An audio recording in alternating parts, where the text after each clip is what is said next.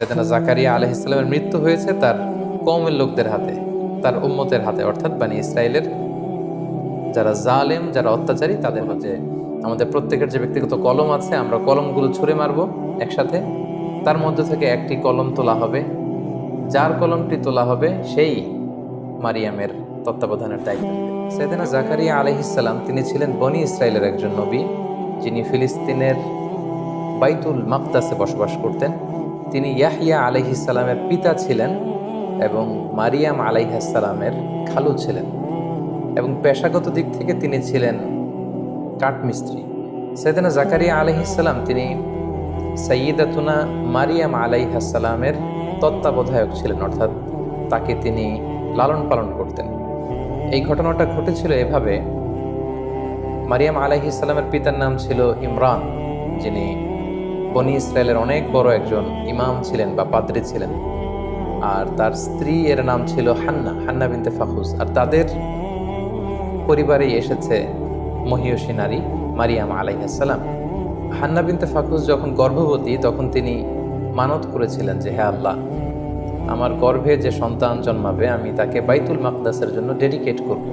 কিন্তু তিনি যখন বেবি ডেলিভারি করলেন তখন তিনি দেখতে পেলেন যে তিনি কন্যা সন্তান জন্ম দিয়েছেন। তিনি বললেন, হে আল্লাহ, আমি তো কন্যা সন্তান প্রসব করেছি, কন্যা সন্তান দিয়ে আমি কিভাবে তাকে বাইতুল মুকদ্দাসের খাদেম বানাবো? আল্লাহ তাআলা তখন বললেন যে, ওয়াল্লাহু আ'লামু বিমা ওয়াদাআত, যে সে কি ডেলিভারি করেছে এটা আল্লাহ তাআলা খুব ভালো করেই জানে। ওয়ালাইসা যাকারু কাল উনসা, অর্থাৎ হে হান্না, তুমি বিচলিত হয়েও না, তুমি এমন মেয়ে জন্ম দিয়েছো অনেক ছেলেরাও তার মতো হতে পারবে না। ওয়া ইন্নী সাম্মাইতুহা মারিয়াম, আর হান্না বলল, আমি এই কন্যা সন্তানের নাম রেখে দিলাম মারিয়াম। ওয়া ইন্নী উঈদুহা বিকা ওয়া যুররিয়াতাহা মিনাশ শাইতানির রাজিম, আমি তাকে এবং তার যে অনাগত ভবিষ্যৎ প্রজন্ম আসবে তাদেরকে আমি শয়তানের দুষ্ট খোঁচা থেকে আল্লাহর কাছে পানাহে রাখলাম। ফাতাকাব্বালাহা রাব্বুহা বিকবুলিন হাসান, আল্লাহ তাআলা মারিয়ামকে কবুল করে নিলেন। ওয়া আম্বাতাহা নাবাতান হাসানা, আর মারিয়ামের মা মারিয়ামকে লালন পালন করতে লাগলো। ওয়া কাফফালাহা জাকারিয়া, আর মারিয়ামকে দেখভালের দায়িত্ব নিল জাকারিয়া। আমরা জানি যে মারিয়াম আলাইহিস সালামের পিতার নাম ছিল ইমরান, এবং তাদের ফ্যামিলির নামে আল্লাহ তাআলা কোরআনে একটা সূরা ডেডিকেট করেছেন, সূরাত আলে ইমরান নামে। সো মারিয়াম যখন জন্মগ্রহণ করলো এবং তাকে যখন বাইতুল মুকদ্দাসের জন্য ডেডিকেট করা হলো, তখন কে তার দেখভাল করবে, কে তার দায়িত্ব নেবে, এ নিয়ে লোকদের মাঝে ঝগড়া হতে শুরু করলো। সবাই বললো যে আমি এই দায়িত্ব পালন করব, কারণ মারিয়াম আমাদের ইমামের মেয়ে, আমাদের সবচেয়ে বড় সম্মানিত পাত্রী ইমরানের কন্যা। সো তাকে আমরা তার দায়িত্ব নিতে চাই। তো সবাই যখন দায়িত্ব নিতে চাইলো তখন তাদের মধ্যে কোরা করা হলো, অর্থাৎ লটারি করা হলো, এবং লটারিতে সাইয়েদনা আল্লাহ নবী জাকারিয়া আলাইহিস সালামের নাম এসেছিল। এই কথাটি আল্লাহ তাআলা সূরাত আলে ইমরানে খুব স্পষ্টভাবে বলেছেন যে, ইদ ইউলকুনা আকলামাহুম আইয়ুহুম ইয়াকফুলু মারইয়াম, তারা তাদের কলম ছুঁড়ে মেরেছিল যে কে মারিয়ামের দেখাশোনা করবে। ওমা কুনতা লাদাইহিম ইদ ইয়াখতাসিমুন, হে নবী, আপনি তাদের সামনে উপস্থিত ছিলেন না যখন তারা এটা নিয়ে ডিসপিউট করছিল, ঝগড়া করছিল। অর্থাৎ তখন সব পাদ্রীরা বা সব ইমামরা তারা তাদের নিজেদের কাছে নিজেদের ব্যক্তিগত কলম দিয়ে তারা তাওরাত লিখে রাখতো। সবাই যখন ডিসপিউট শুরু করলো, মতানৈক্য শুরু করলো যে আমরা নিতে চাই মারিয়ামের দায়িত্ব, জাকারিয়া আলাইহিস সালাম বললেন, না, আমি নিতে চাই, আমি তার খালু। অন্যান্যরা বললো যে না, আমরা নিতে চাই। তখন তারা এই থিওরিতে ঐকমত্য হলো যে আমাদের প্রত্যেকের যে ব্যক্তিগত কলম আছে, আমরা কলমগুলো ছুঁড়ে মারবো একসাথে, তার মধ্য থেকে একটি কলম তোলা হবে, যার কলমটি তোলা হবে সেই মারিয়ামের তত্ত্বাবধানের দায়িত্ব নেবে। এবং দেখা গেল যে আল্লাহর নবী সাইয়েদনা জাকারিয়া আলাইহিস সালামের কলমটি সেখানে লটারিতে উঠে আসলো, ফলে তিনি দায়িত্ব পেলেন। কোনো কোনো মুফাসসিরিন ইকরাম এটা বলেছেন।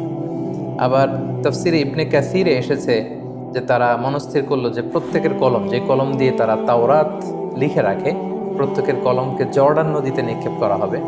যে কলমগুলো জর্ডান নদীর স্রোতে ভেসে যাবে তারা এই মহান দায়িত্ব পাবে না, বরং যার কলমটি স্রোতের বিপরীতে জর্ডান রিভারের মধ্যে ভেসে থাকবে তাকেই মারিয়াম আলাইহিস সালামের দায়িত্ব দেওয়া হবে।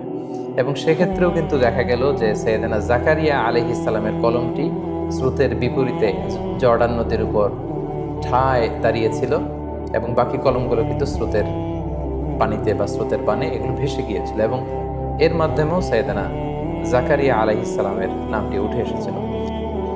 সাইয়েদাতুনা মারিয়াম আলাইহিস সালাম তিনি বাইতুল মুকাদ্দাস ঝাড়ু দিতেন, পরিষ্কার পরিচ্ছন্ন করতেন, দেখভাল করতেন এবং সবসময় আল্লাহর ইবাদতে তিনি মশগুল থাকতেন। এবং তাকে দেখাশোনা করার জন্য জাকারিয়া আলাইহিস সালাম প্রায় বাইতুল মাকদাসে আসতেন, মারিয়াম আলাইহিস সালামের খোঁজ খবর নিতেন, দেখভাল করতেন। একদিন তিনি মারিয়ামের কাছে এসে দেখলেন যে অমৌসুমী কিছু ফল, অর্থাৎ শীতকালে এসে দেখলেন যে গ্রীষ্মকালীন ফল, প্রচণ্ড শীত তখন বাইতুল মুকাদ্দাসে।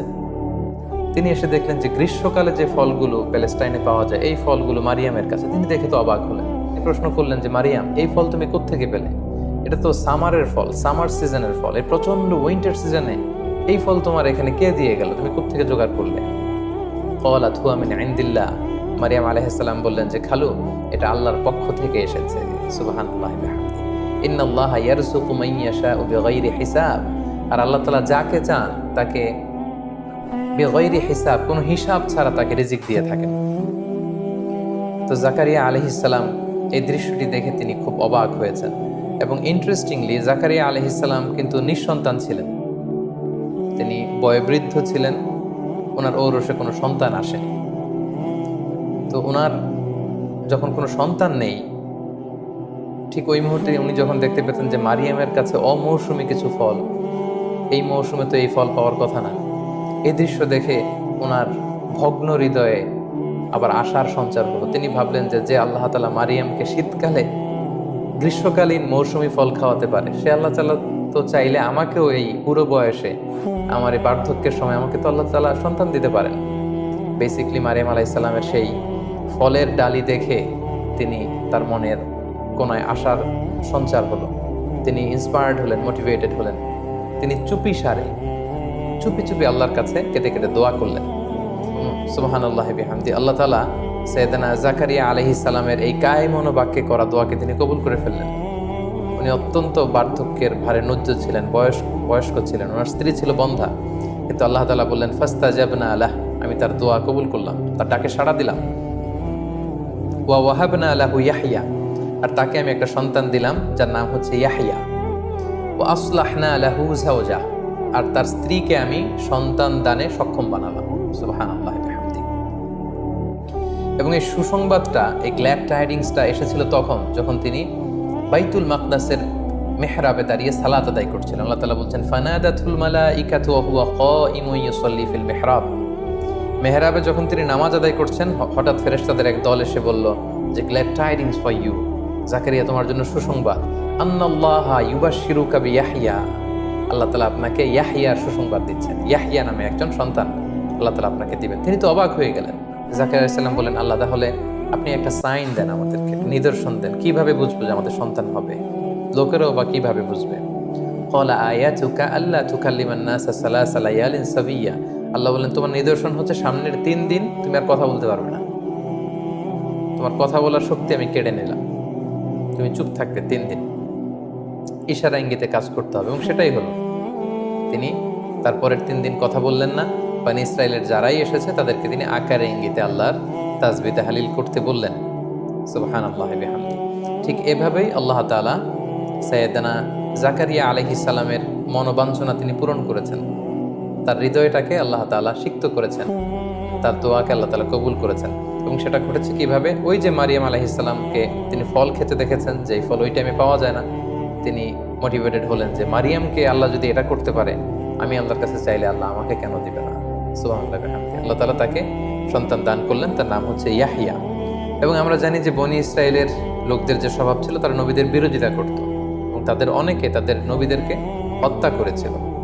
তো সাইয়েদনা জাকারিয়া আলাইহিস সালামের দাওয়াত কেউ কেউ গ্রহণ করেছিল, কিন্তু বেশিরভাগ লোক তার বিরোধিতা করে শেষ পর্যন্ত সাইয়েদনা জাকারিয়া আলাইহিস সালামকে মিথ্যা প্রতিপন্ন করেছে, তার বিরুদ্ধে ষড়যন্ত্র করেছে এবং তাকে হত্যার ষড়যন্ত্র করে সেটা বাস্তবায়ন করেছে। এবং সাইয়েদনা জাকারিয়া আলাইহিস সালামের মৃত্যু হয়েছে তার কওমের লোকদের হাতে, তার উম্মতের হাতে, অর্থাৎ বনী ইসরাইলের যারা জালেম, যারা অত্যাচারী, তাদের হাতে। কিভাবে সাইয়েদনা জাকারিয়া আলাইহিস সালামের মৃত্যু হলো, এক্ষেত্রে কোরআনে বা হাদিসে কিছু পাওয়া যায় না, তবে জিউস ট্রেডিশন, খ্রিস্টান ট্রেডিশনে কিছু বর্ণনা পাওয়া যায়, যেটি মুফাসসিরগণ তাদের তাফসিরে এনেছেন। একটি বর্ণনা এরকম পাওয়া যায় যে মারিয়াম আলাইহিসসালাম যখন ঈসা আলাইহিসসালামকে জন্ম দিলেন পিতা ছাড়া, ঈসা আলাইহিসসালাম পৃথিবীতে আসলেন, তখন ইহুদিরা ষড়যন্ত্র করলো এবং তারা এই অপবাদ রটাতে শুরু করলো যে মারিয়ামের সাথে তার খালু জাকারিয়া আলাইহিসসালামের অবৈধ সম্পর্ক ছিল, নাউযুবিল্লাহ বলে ইয়াদুবিল্লাহ। তারা প্রতিষ্ঠা করতে চাইলো সমাজে যে তিনি যেহেতু দেখভালের দায়িত্ব নিয়েছেন তার সাথে এমন সম্পর্ক হয়েছে ফলে মারিয়াম গর্ভবতী হয়েছে, এবং এই ইস্যুটাকে তারা সোসাইটির মধ্যে রেইজ করে তারা সাইয়েদনা জাকারিয়া আলাইহিসসালামকে বন্দী করলেন, তাকে হত্যা করলেন। তার মৃত্যুর ব্যাপারে এই একটা বর্ণনা পাওয়া যায়। আরেকটা বর্ণনা পাওয়া যায় যে সাইয়েদনা জাকারিয়া আলাইহিসসালামের সন্তান ইয়াহইয়া আলাইহিসসালামকেও কিন্তু শিরচ্ছেদ করে হত্যা করা হয়েছে, যেটা আমরা নেক্সট এপিসোডে শুনবো ইনশাআল্লাহ। এবং সেটা করেছিল তৎকালীন বাদশাহ, আরবিতে যাকে বলা হয় হিরুতুস, ইংরেজিতে বলা হয় কিং হেরুড অ্যান্টিপাস। সে ইয়াহইয়া আলাইহিসসালামকে হত্যা করেছিল এবং তারপরে ইয়াহইয়া আলাইহিসসালামের পিতা জাকারিয়া আলাইহিসসালামকেও তার অনুসারীরা বা সাঙ্গপাঙ্গরা হত্যা করেছিল। দ্বিতীয় বর্ণনা মতে এসেছে যে জাকারিয়া আলাইহিসসালাম যখন শুনলেন যে তার কলিজার টুকরার সন্তান ইয়াহইয়া আলাইহিসসালামকে শিরচ্ছেদ করা হয়েছে, তখন তিনি বাঁচার জন্য লুকালেন বা পালালেন। একটি গাছ তাকে বলল যে আপনি আমার ভেতরে আশ্রয় নিন। গাছ দুই ভাগ হয়ে গেল, জাকারিয়া আলাইহিসসালাম সেটার ভেতরে প্রবেশ করলেন। শয়তান এসে জাকারিয়া আলাইহিসসালামের জামার কিছু অংশ ধরে রাখলেন। পরবর্তীতে লোকজন তাকে খুঁজতে খুঁজতে যখন আসলো, তারা দেখলো যে একটা জামা দেখা যায় একটা গাছের ভেতর থেকে, এবং শয়তান মানুষের আকৃতিতে এসে বলল যে এর ভেতরেই জাকারিয়া আছে। এবং বনি ইসরাইলের এই পাষণ্ডরা, এই জালেমরা করাত দিয়ে আল্লাহর এই পয়গম্বর সাইয়েদনা জাকারিয়া আলাইহিসসালামকে হত্যা করে। তো এই বর্ণনাগুলো জিউস এবং খ্রিস্টান ট্রেডিশনে এসেছে। কোরআন এবং সুন্নাতে এই ব্যাপারে আসলে কিছু বলা হয়নি, কিন্তু কোরআনে বলা হয়েছে যে বনি ইসরাইলের একটা স্বভাব ছিল, তারা ইয়াকতুলুন আল আম্বিয়া বিগাইরি হক, তারা তাদের নবীদেরকে অন্যায়ভাবে হত্যা করেছে।